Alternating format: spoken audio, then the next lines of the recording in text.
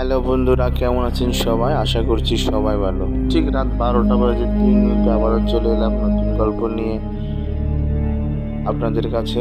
আজকের গল্পটি খুব সুন্দর এবং সেটা ভয়াবহ, আপনারা শুনলে বুঝতে পারবেন।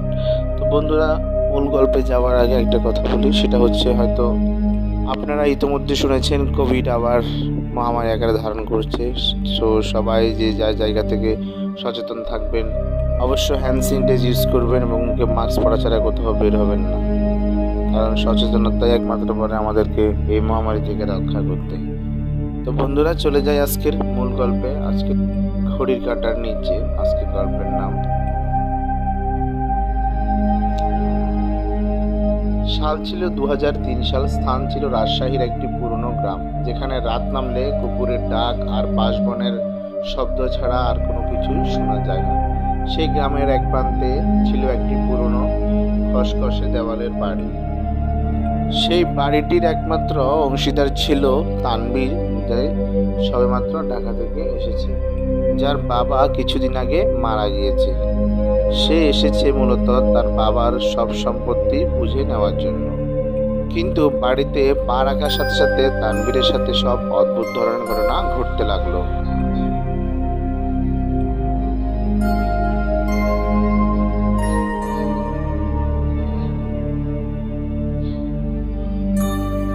তানবীর সন্ধ্যার পরে ঘরে ঢোকে, চারপাশ ধুলোয় ভরা। বাবার পুরনো ঘড়িটা এখনো চলছে। ঠিক রাত 12টা বাজলেই টং টং শব্দ করে ওঠে। তানবীরও হালকা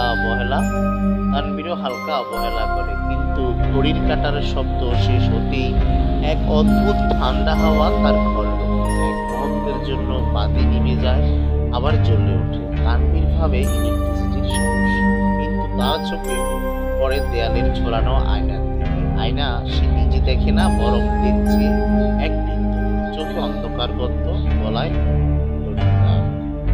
তানবীর সকালে গ্রামের এক বৃদ্ধের সঙ্গে কথা বলে, জানায় এই বাড়িতে তার বাবার স্বামী ছিল না। গলায় বাঁশ লেগে মারা যায় সে, কিন্তু মা মাটিতে ছিল। বৃদ্ধ আরো বলল, এই বাড়িতে একটা ঘড়ি আছে, যেটা রাত 12টায় মৃত সময় খুলে দেয়।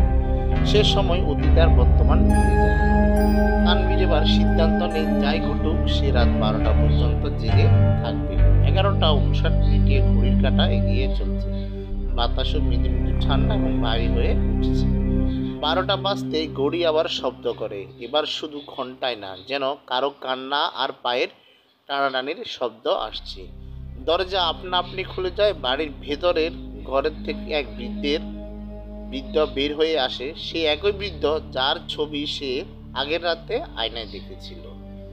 সে এগিয়ে এসে বলে, আমার সময় শেষ হয়নি, তুই কেন ফিরে এলি? তানবীর চিৎকার করে ওঠে, কিন্তু মুখ দিয়ে কোনো শব্দ বের হয় না। আয়না দেখে সে নিজেই বদলে গেছে, তার চোখ গর্ত হয়ে গেছে, গলায় দড়ি। পরদিন গ্রামের লোকজন এসে বাড়ির ভেতরে তানবীর ঝুলছে, কিন্তু একটা অদ্ভুত ব্যাপার, তার পা মাটিতে লেগে আছে। ঘরের ঘড়িটা আবারও চলতে থাকে, যেটা কিছুই হয়নি। আজও রাত 12টা বাজলে ঘড়ির নিচে দাঁড়ানো যে কেউ শুনতে পায় কাঁটার সাথে তার নিঃশ্বাস, আর কাঁদতে কাঁদতে ফিস ফিস করে বলা একটা কথা, আমার সময় শেষ হয়নি। বন্ধুরা, আজকের গল্পটা এখানে সমাপ্তি। এই গল্পটির মধ্যে ভয়, রহস্য ও অতিপ্রাকৃত উপাদানে গড়া, যা আপনাদের হয়তো অনেক ভালো লাগবে।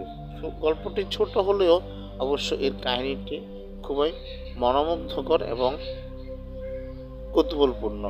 বন্ধুরা, ধন্যবাদ, ভালো থাকবেন। আর গল্পটি কেমন লাগলো অবশ্যই সেটা কমেন্ট বক্সে জানাবেন। আর সবচেয়ে যেটা করবেন সেটা হচ্ছে আমার চ্যানেলটা সাবস্ক্রাইব করবেন, যত পারবেন কমেন্ট, শেয়ার, লাইক